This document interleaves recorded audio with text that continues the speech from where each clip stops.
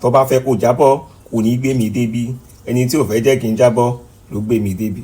Kò ní dáa fún ẹ fún mi tó kọ yẹn. Ọlọ́run ló mọ tẹ́nìkan ò lè mọ̀ tó pamọ́, Ọlọ́run ló mọ tẹ́nìkan ò lè mọ̀ tó pamọ́, kedere lójú Ọlọ́run ọba mi òkè, Ọlọ́run ló mọ tẹ́nìkan ò lè mọ̀ tó pamọ́. Ẹni sì rere tá ayé rò pé ó ń ṣe bí Ọlọ́run ló mọ̀, ẹ̀dá tó ṣe ká tá ayé rò pé ó ń ṣeré Olúwa lóye, nẹ́sẹ̀ ń sọ pé ọ̀run màlúmẹ́ni tí ó là, ṣe bọ́lọ́run ló mọ tẹ́nìkan ò lè mọ̀ tó pamọ́, Ọlọ́run ló mọ tẹ́nìkan ò lè mọ̀ tó pamọ́. Ọ̀rọ̀ náà mà ti di worísúwòrò, ó ti di wọ́wọ́wọ́ lẹ́yìn ìgbà tí Àgbàlá Gabriel tó bọ́ sínú stúdíò tó ṣe orin fáwọn tí wọ́n ń fẹ́ kó jábọ́, tàbí ká sọ pé fáwọn tí wọ́n ń dràgẹ̀ níkànnì ayélujára. Ẹ̀yin náà dẹ̀ mọ̀ pé lára àwọn tí wọ́n ṣe agbátẹrù bọ́rọ̀ Àgbàlá Gabriel bó ṣe ń jà rìnrìn ní Akeem wà, èyí ò tí ìnagijẹ rẹ̀ ń jẹ́ ọkọ àwọn single mother. Wàhálà ti dé, mo sọ fún yín, mo ní season film lọ́rọ̀ Àgbàlá Gabriel. Ẹ̀yin tí ẹ̀ mọ̀ bí tọ́rọ̀ ti ń bọ̀, tí ẹ̀ mọ̀ bí tọ́rọ̀ ti dúró, ẹ má bẹ̀rù, Gist TV Yorùbá lọ́wọ́, á fọ̀gbà yín ga, á gbé yín débẹ̀, á já yín tán, á gbé yín tàbáyé.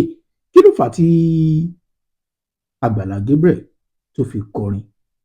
Gbogbo yín náà lẹ mọ ọ̀rọ̀ kejì eléyìí tó fẹ́ sọ operation tí wọ́n lágbàlá Gabriel ó ń dọ́gbọ́n, ó ń lọ ọgbọ́n àlùmọ̀ǹkọ́rọ́ yín, ó fi ń gba owó lọ́wọ́ rẹ̀ lẹ́yìn ìgbà táwọn ẹlẹ́yinjú àánú tí wọ́n dá owó fún kejì. Eléyìí gan ló fa wàhálà táwọn ọ̀pọ̀lọpọ̀ àwọn ènìyàn fi ń jáde, tí àwọn obìnrin náà sì ń jáde.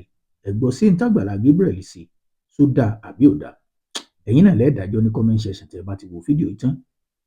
Lẹ́yìn ìgbà náà la tún gbọ́ pé wọ́n lágbàlá Gabriel ó fọ́mọ kan lóyún ìbejì làǹtìlanti. Lẹ́yìn ìgbà náà ni Àgbàlá Gabriel wá wọ stúdíò. Bó ló ṣe kọrin náà? Ó wá kọ, ó ní tó bá fẹ́ kí n jábọ́ kò ní gbé mi débi, ọba tí ó fẹ́ kí n jábọ́ òun ló gbé mi débi, tó bá fẹ́ kí n jábọ́ kò ní gbé mi débi, ọba tí ó fẹ́ kí n jábọ́ ṣe bóun ló gbé mi débi. Ìran òṣùpá kó wálẹ̀ rí, ìran oòrùn kó wálẹ̀ rí, àgbàdo inú ìgò ó dàwó mọ́jú fàdírẹ, tó bá fẹ́ kí n jábọ́ kò ní gbé mi débi. Eléyìí ló mà tún fa wàhálà, ló tún fa gbọ́n mi sí omi òtó. Akeem náà ti wá bọ́ta. Kí l'Akeem sọ? Ó sọ̀rọ̀ ilẹ̀kùn. Ẹ máa bá mi kalẹ̀ kájọ gbọ́n t'Akeem ọkọ àwọn single mother. Ṣùgbọ́n kí n tó play t'Akeem ọkọ àwọn single mother, kí n tó play ẹ̀ fún yín, gbogbo yín náà lẹ mọ̀ yìí pé arákùnrin kan tún jáde tó lòun mọ babaláwo tó ń ṣiṣẹ́ fún Àgbàlá Gabriel. Ó sọ débi pé babaláwo kan náà ti ń ṣiṣẹ́ f'Àgbàlá Gabriel, ọmọ ọba Solomoni. Kódà òun ló bá a ṣe iṣẹ́ nígbà tí Muyideen táwọn ayé fi gbàgbé ẹ̀, táwọn ayé fi gbọ́ pé Àgbàlá Gabriel ló jàre ńgbà náà. Ṣùgbọ́n o, babaláwo náà ti wá jáde. Kí ni babaláwo náà sọ? Ẹ kọ́kọ́ gbọ́n tí babaláwo sọ, mọ̀ ń bọ̀ wá mú reply fún yín. Bàbá, kí lorúkọ yín? Orúkọ tèmi ni Ààrẹ Ẹgbẹ́ládé Ifátúnmiṣe Pópóọlá. À ń gbọ́ nǹkan kan bí awuyewuye pé látàrí conversation tá a gbọ́ lórí ayélujára wípé ẹ̀yin lẹ ń jẹ́ oníṣẹ́ ńlá, ṣé bẹ́ẹ̀ ni? Èmi mò ń jẹ́ oníṣẹ́ ńlá, bẹ́ẹ̀ ni. Láì dènà pẹnu, wọ́n ní ẹ̀yin ni babaláwo Àgbàlá Gabriel, pé ẹ̀yin ni Àgbàlá Gabriel ń lò, tó jẹ́ pé lẹ́yìn Ọlọ́run ẹ̀yin gangan l'Àgbàlá Gabriel farati. Bàbá, bó lọ̀rọ̀ ṣe jẹ́ gan-an? Mo kí gbogbo jákèjádò gbogbo Nàìjíríà níbi tí a bá ti gbọ́ ohùn mi. Èmi kì í ṣe babaláwo tí Àgbàlá Gabriel ń lò, débi pé mi àt'Àgbàlá Gabriel èyí ní nọ́mbà rẹ̀ lọ́wọ́, kò ní nọ́mbà tèmi gangan. Ẹsẹ̀ Bíbélì kan sọ pé ẹ̀yin yóò mọ òtítọ́, òtítọ́ yóò sì sọ yín di òmìnira. Ta ni wá ń parọ́? Ta ló ń parọ́ báyìí? Ta la fẹ́ finú tán mọ́? Àwọn kan láwọn ọmọ babaláwo tí ń ṣiṣẹ́ f'Àgbàlá Gabriel. Babaláwo kan jáde, ó lóun kọ́ lòun ṣiṣẹ́ f'Àgbàlá Gabriel. Oríṣiríṣi ọ̀rọ̀, oríṣiríṣi ẹ̀sùn ńláńláńlá ni wọ́n ti fi kan Àgbàlá Gabriel lẹ́yìn ìgbà tọ́rọ̀ owó kejì tó jáde. Àwọn kan nírọ́ ni wọ́n ń pa m'Àgbàlá Gabriel.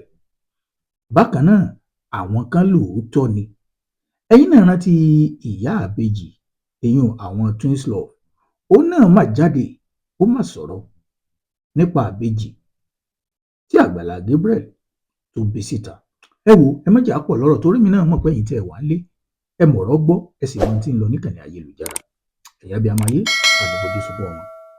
Kí lè rò tiyín lórí eléyìí ní comment section? Gẹ́gẹ́ bẹ́ẹ̀ ṣe ń fi èrò tiyín sí comment section, ẹ já wá gbọ́n tákìmù sọ lórí orin tó bá fẹ́ kí n jábọ́ kò ní gbé mi débi, ọba tí ó fẹ́ kí n jábọ́ òun ló gbé mi débi. Ṣé lóòótọ́ ni ẹ fẹ́ k'Àgbàlá Gabriel jábọ́ ni? Àbóhùn gangan ló fẹ́ jára rẹ̀ bọ́ lórí iṣẹ́ ìwà abi tí wọ́n ló wù, lórí iṣẹ́ ìwà abi táwọn ènìyàn jáde bó wù sáwọn. Mo tún ń bọ̀ wá ṣàlàyé àwọn nǹkan kan fún yín. Ẹ kọ́kọ́ gbọ́ lẹ́nu Akeem, ọkọ àwọn single mother. Mò ń bọ̀ náà, ẹ má lọ bí kankan. Gist TV Yorùbá lẹ́wà, ẹ subscribe sórí YouTube channel wa. Bó ṣe ń lọ làwa máa ń tẹ̀lé, a máa ń ja yín tán, a gbé yín débẹ̀débẹ̀, a mú yín tán, a jà yín. Mò ń bọ̀ náà, ẹ má. ó lọ studio torí tèmi, ó wọ studio tó bá fẹ́ kó jábọ́ kò ní gbé mi débi, ẹni tí ò fẹ́ jẹ́ kí n jábọ́ ló gbé mi débi. Ó ní dáa fún ẹ fún yín tó kọ yẹn, ó ti jábọ́, ó ti tú kwákẹ́ láti tẹ̀ fọ́. Ó wọ studio torí tèmi, sọ yín kí orin tèmi kan remix mi kan ó dùn, ìyá ẹ̀ wọ́n bí ẹ̀dá ó wò lè wí studio náà wọ̀ tàbí bíbá yìí studio aṣáájú wọ studio sí máa tún kọrin mi fún ẹ, èmi ìwọ́n fún mi báyìí mo bẹ́ẹ̀ wí níbi kan tó fi dá tó yẹ kó bẹ̀bẹ̀ tó yẹ kó tẹ̀ bẹ gbogbo ọmọ Nàìjíríà, ìwọ wọ studio tó bá fẹ́ kó jábọ́ ó ti jábọ́, kò ní dáa fún ẹ. Ó ṣe bẹ́ẹ̀.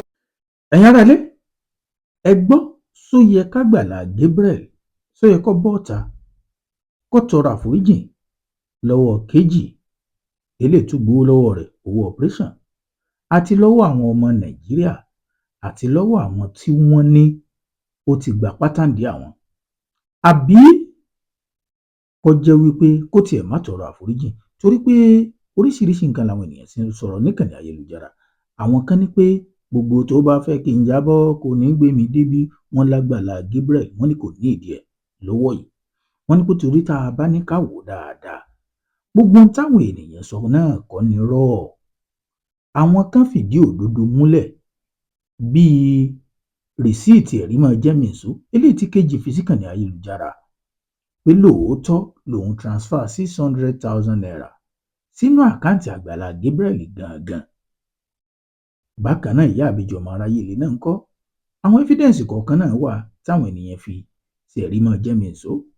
Bákan náà ọmọ tí wọ́n ló bí ìbejì f'Àgbàlá Gabriel wọ́n lélẹ̀ òun náà wọ́n lẹ́rìí ẹ̀ wà tó fìdí ẹ̀ múlẹ̀ pé lóòótọ́ lọmọdébìnrin kan pé kódà Àgbàlá Gabriel ló kọ́kọ́ lu mílíìkì ọmọ náà, òun ló kọ́kọ́ gba pátàndí ẹ̀ tọmọ náà fi bí ìbejì.